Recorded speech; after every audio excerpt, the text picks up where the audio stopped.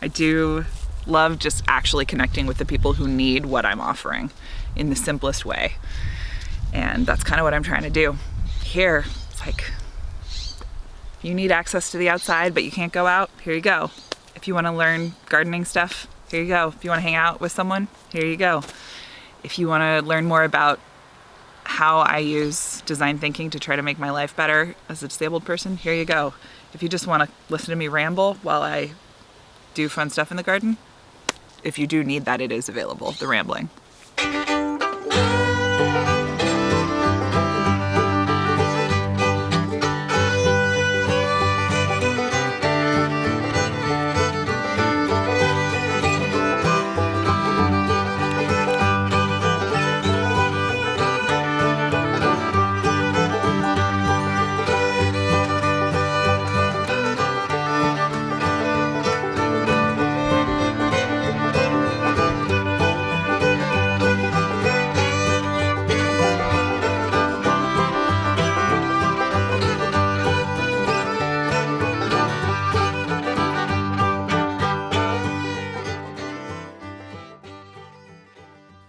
Hey friends, welcome back. I'm Rachel, and this is Disabled Farm School, where we explore gardening, farming, DIY, and other methods of joy and community sovereignty from an accessibility and weird creativity lens.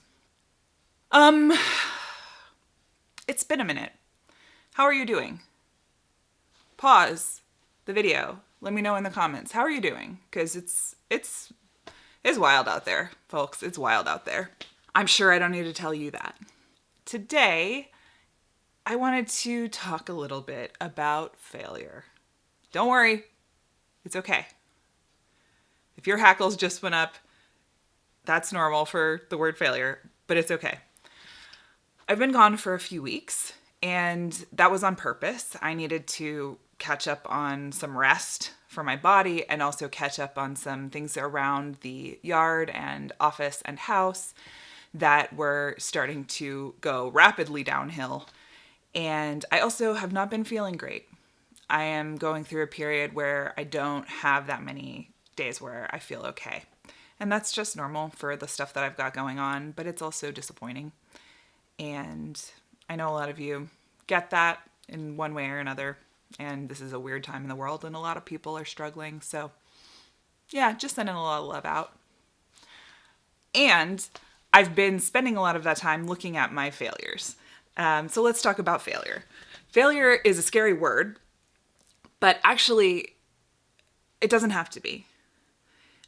As a design thinking educator with a focus on using design thinking and generative practices to create the worlds we need right now, whether that's like our routines or our homes or our gardens or our workplaces or our ways of working to do more creative or social impact work, who can afford to fail is such an issue of privilege and wealth disparity and time disparity, and who's taught about failure in what ways and what that has to do with their community's safety or lack thereof.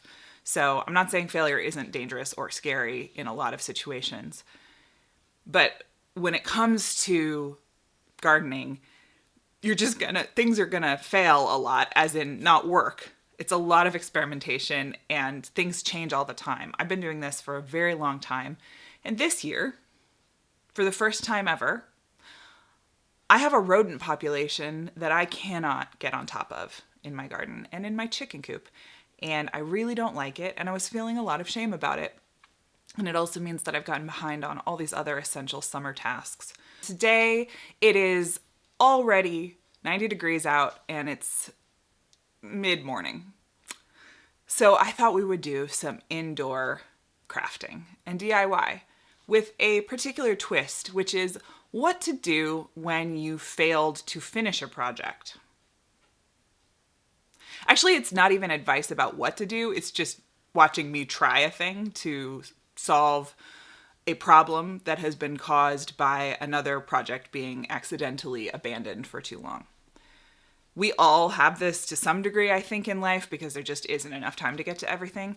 But also, if you have chronic physical or mental conditions that change over time, or you have other creatures or beings in your house that have unpredictable needs, you'll know sometimes, no matter what your best intentions and your best organizing is, you just aren't going to get to everything. Or in my case, almost anything right now.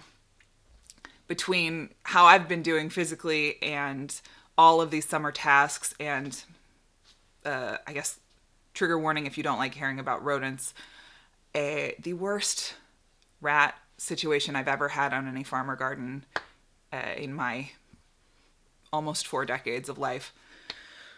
I've been feeling like I'm failing at almost every project in terms of finishing it, completing it, doing it the way I want.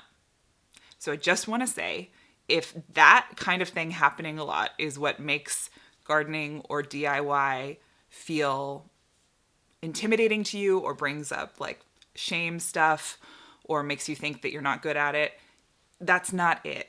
That's just a normal part of these activities for an actual human person. And you're not alone, you're very normal, and you're not even bad at it. That just is part of it. And especially those of us with physical limitations or other access needs, that's just going to be a part of it. And it's hard for me to accept that. It might be hard for you to accept that I have to re-accept it over and over again and not be just like really upset.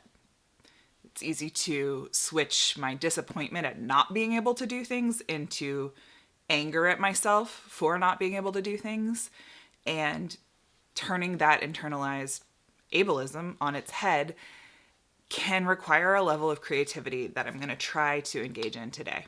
I thought I would try to take one of my failures and turn it into a different project. As you can see in my 3 weeks away from camera, I haven't gotten better at short intros. What are you going to do? Does this ever happen to you? In a video a few months ago, you showed everyone the process of harvesting and hanging up herbs to dry for herbal tea, herbal medicine, all sorts of good things. You dried mullein, you dried peppermint, you dried lemon balm, you dried oregano, you even dried some lavender, and later some yerba buena, which is a native mint. Lots of sage, beautiful, fragrant, aromatic herbs that then hung up for months, gathering an immense amount of dust. Like way too much dust. Like more dust than even me, a little like dirt creature, can tolerate on something that I'm ingesting. So after going through the requisite mourning period for feeling like I had wasted not only my plants, but also all of my energy and betrayed everyone who watched that video. Oh, goodness me. I'm a monster. I'm a terror. It's horrible. I experienced a reality check and thought about what else I could do with these herbs, which are dusty, but still have their internal components as dried herbs. I don't want to put them in my body because they have enough dust on them that I'm not going to be able to get most of it off. But I'd still like to use them for something. It's the season of heat where all of the insects trying to escape the blistering heat outside start to invade all of the buildings. We've got all sorts of folks in here. Most of them I don't mind. Some of them, like the flies, I sick the dog on. And in the wardrobe and the dresser, we're starting to get into that season where we might see things like moth eggs getting laid, things that then in winter will eat our clothes.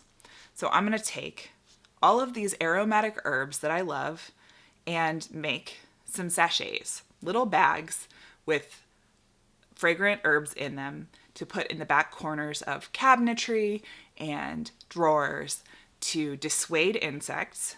And also, if you like your drawers smelling nice, this can be great. Now, this isn't great if you're sensitive to fragrances. If you want to do this along with me, grab some scrap fabric, preferably something that is made of natural fibers, but use whatever you have. I'm going to get some scissors. I'm going to try using my sewing machine for this, but you can do it by hand as well. And I'm going to make a prototype. In design thinking, we do a test run, see if it works the way we want it to, see how long it's going to take so we can actually plan the project, and see if we like doing it or not. Because if I hate doing it, I don't want to do it with all of these herbs. So let's do it. And this is not a tutorial. I'm experimenting, and you can come along with me and enjoy the nice music and the herbs and the slow pace of a nice craft that's solving a problem generated by the abandonment of a different craft. All right, got my sewing kit.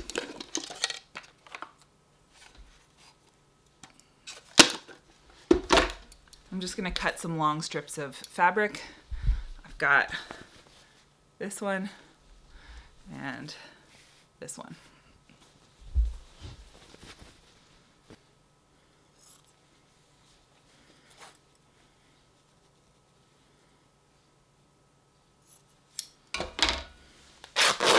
Oh yeah.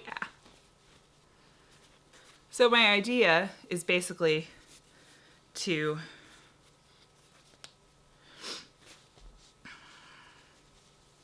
double up the fabric and then make basically like one of those pillowcases that has the overlap flap. So this can be changed out theoretically in the future with fresher herbs, because these don't last forever and they will accumulate dust. Also, don't do this project if you're allergic to dust mites. Like, dust can irritate most people, but some people are specifically allergic to dust mites or really reactive to them. Don't do this. Use the herbs for something else. Boil them in some water to make your house smell nice. That will kill whatever's in them and dampen the dust down. And yeah, you can use them as what the influencer girlies call a simmer pot, which is just a steam. It's just making fragrant steam for your house by putting smelly good stuff in a pot and boiling it, and keep an eye on it so it doesn't boil dry. What I'm trying is I've doubled up my strip of fabric, and then I'm going to do like a little overlap like that. I'm going to sew along the sides but leave the overlap open and then stuff it like a pillowcase from in there. Hopefully when I do it, that'll make more sense.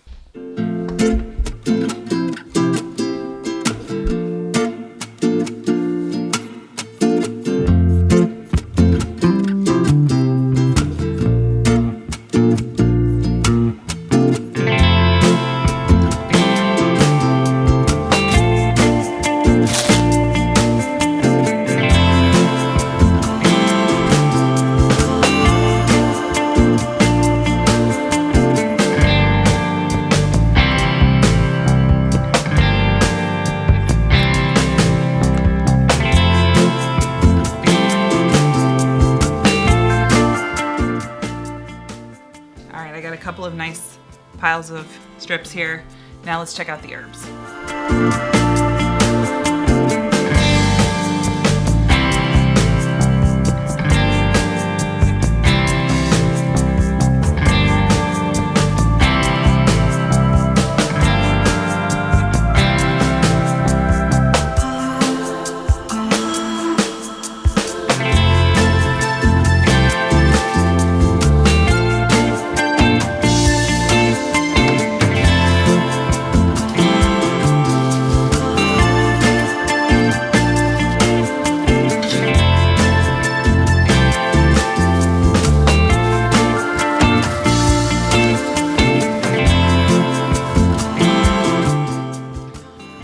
Do you guys think I have enough herbs?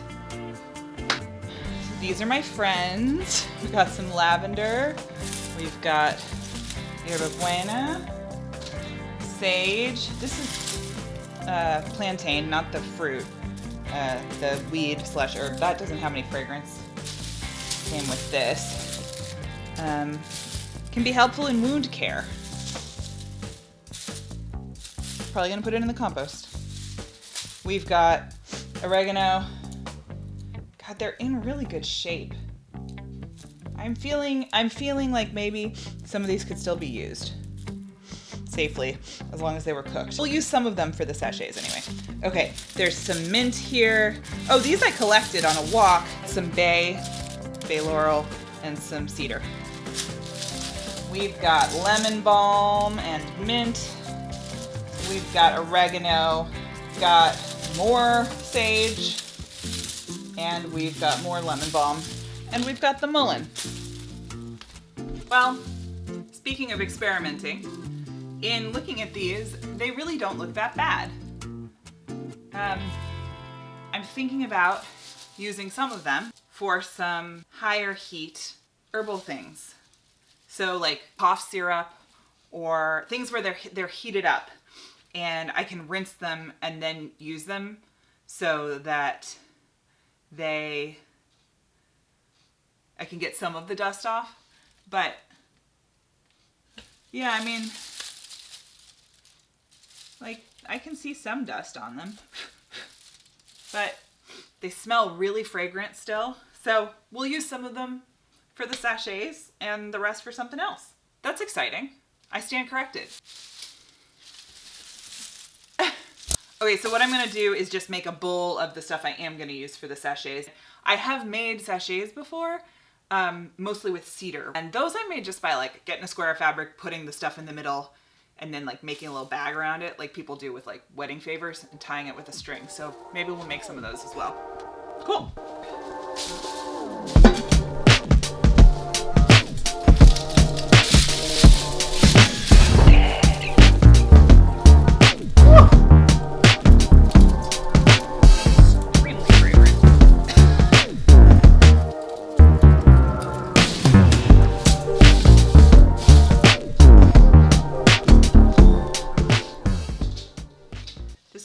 The bay might be too much, which is making me think it's the only thing I've seen the rats not like eat out in the garden. Kind of wondering if I'm going to hang up sachets of this separately in the chicken coop. Interesting. They also theoretically don't like peppermint, so maybe I'll mix some of that in.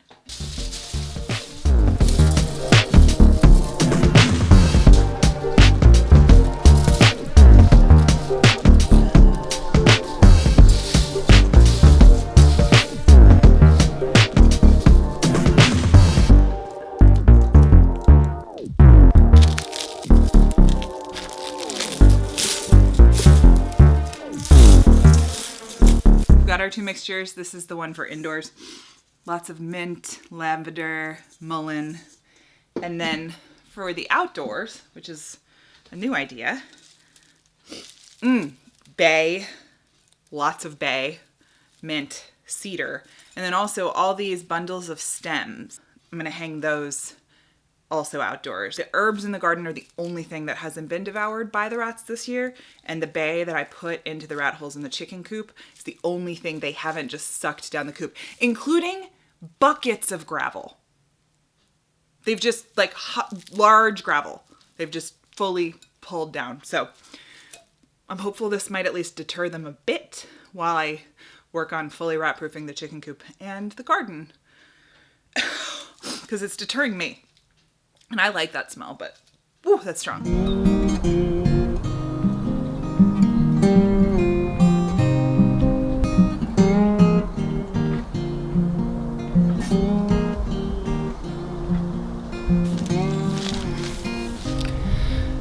Hello. It's a different day. Woo! This chair is, however, sinking into the ground. Let's see if we can prevent that to some extent. Debatable. Oh my God. It's a little bit later in the week. I had to go to a meeting and then crashed very badly physically that day, which just means I was feeling really sick and couldn't do anything else. What fun. I was realizing I just haven't been outside enough. It's been really hot, and also sometimes I forget that I can come rest in the hammock and I get sort of stuck inside when I don't feel well. And sometimes it's because I can't tolerate the sunlight. Do you ever have that? Speaking of, I'm gonna put these sunglasses on because even though the sun's sort of behind me, it's very glary. So I'm out here pretending it's autumn, spilling coffee on myself. So the sewing machine is inside. I didn't feel like running an extension cord all the way up here. So instead, I'm gonna do the other style of sachet making that I talked about, which is just cutting out a square, putting some herbal material, the mix we made, lavender, mint, mullein, bunch of other stuff from the garden, literally right there in the middle of that square, and then tying it up into a little bundle. I'll show you that in a second, but does anyone else who is really into trash, or rather into things not becoming trash, just collect every tiny string that you find or that comes tied around something? I think if you've ever made cordage, like if you've ever spun yarn or made cordage out of plants, made your own string, and you know how labor intensive it is, and therefore how many resources must be going into a machine that does that to make up for that labor, it just feels like you're throwing away there's like energy stored in the string. And when you throw it away, you've lost all of the utility of that energy, if that makes any sense. So I'm using my string hoard to make some sachets and enjoy the slight breeze.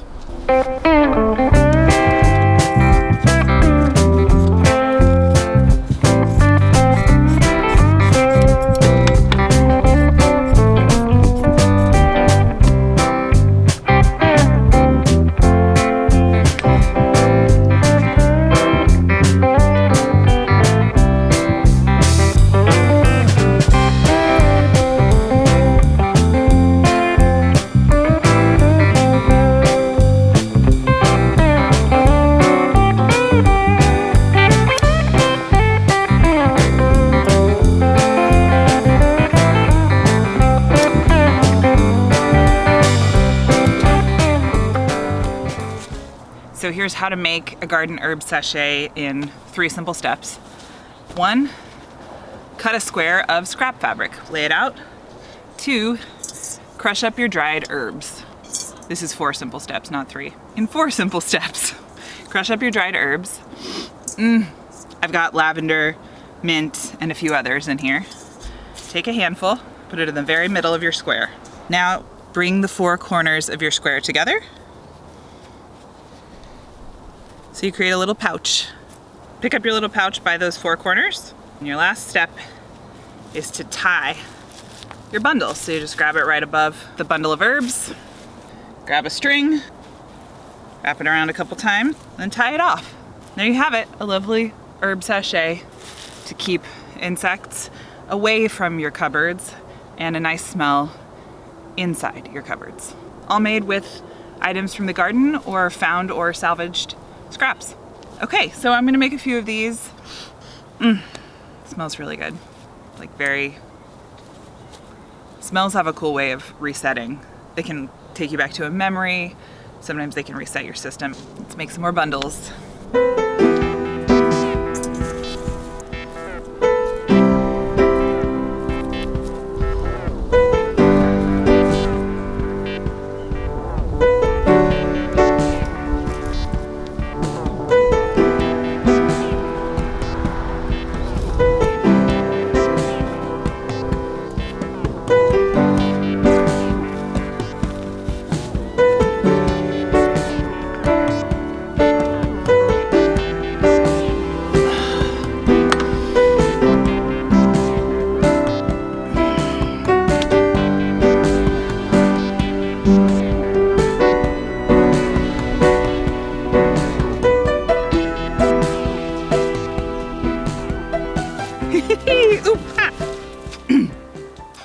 Calm down. It's just sachets. Sorry, I got a little too excited there. They're done. I actually used up all of the herbs that I made. Sometimes I have a hard time letting things be as easy as they are. Part of me is like, I need to go in and sew the kind I was imagining. And I might later once it gets too hot out here, but it also just feels so good to be outside, and I was feeling really bad this morning. Honestly, physically and mentally. How are you doing out there? Did you already leave it in the comments? If not, pause the video and let me know. How are you doing? For real, how are you doing? How are you doing? Did you pause it? Put it in the comments. How are you doing? I want to know. Okay, now that you're back from letting me know how you're doing, thank you for letting me know. Whatever you wrote. However you're doing. These were so easy. Sometimes I get it in my head that a thing needs to be hard in order to be valuable. There's so many things wrong with that way of thinking. Chief among them being, if it's easy for me, it might be because it's what I like doing, not because it's easy for everyone. Following ease is not bad. In fact, it's often very wise. Do I know that innately and think that all the time? No. But do I believe it? Yes. Website is under construction because it takes me as a disabled chronically ill person so long to do every single thing that used to be fast. And I definitely have accepted it and am totally fine with it and don't rant and rail about it constantly. That's just not a thing I would ever do. I would never be constantly grumpy about it and extremely annoyed and fighting it and using my energy up to fight it every step of the way. That couldn't be me. Couldn't be me. No. Oh, what's that? My fingers were crossed, so I guess take the opposite of everything I just said. I do love just actually connecting with the people who need what I'm offering in the simplest way. And that's kind of what I'm trying to do. Here, it's like, you need access to the outside, but you can't go out, here you go.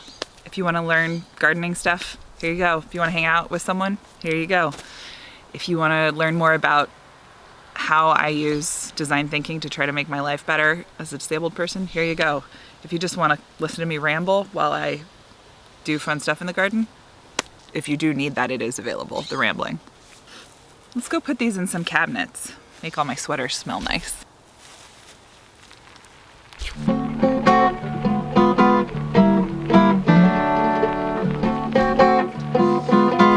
Let's go.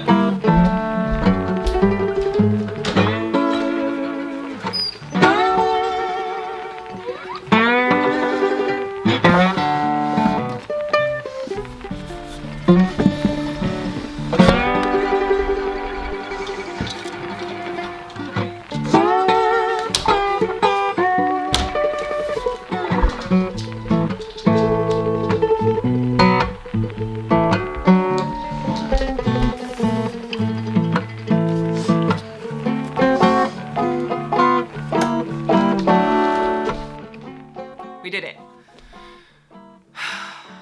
Isn't it wild? Well, I'll speak for myself. It's weirdly hard to give myself an easy time. I'm like, I can't post this video till I go do the sewing machine one. I'm not gonna see these. They're in the backs of my cupboards. I don't feel well, and this worked great, and I got to be outside and hang with you guys. So, thank you. Happy autumn. See you next time here on Disabled Farm School.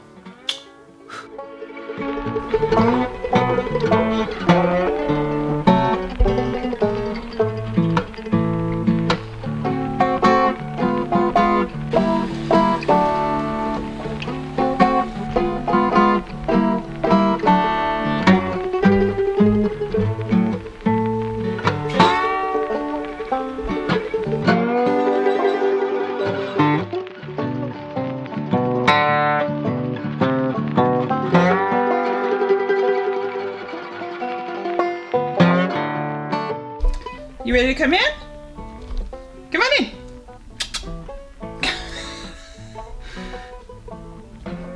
Are you standing in a doorway indecisive? I hate to break it to you, but that's a cat move. Nothing wrong with that. I just feel like you should know. All right, you can stay out there. Or on the threshold. The wolf of the threshold waits, unwavering, unmoving, prepared to cuddle anyone who dares to cross the lintel of the door. Oh, what horrors we may face in these dark... Oh, she's coming in. Oh, she wants water. Good call. Good call, wolf of the lintel, wolf of the threshold. Hydrate. Gandalf definitely had to hydrate a lot before he could bellow, "You shall not pass," that loudly, so... Wow. Okay. Wow. Oh, yep. Good. Yep. Now you're ready. Now you're ready. Okay, ready? Say it. You shall not pass! You shall not pass! Oh yeah, you're gonna do great at this job. Absolutely hired. 100%. Yes. Yes, you can bring your emotional support human to work. No, we don't mind. She's obsessed with gardening? That's fine.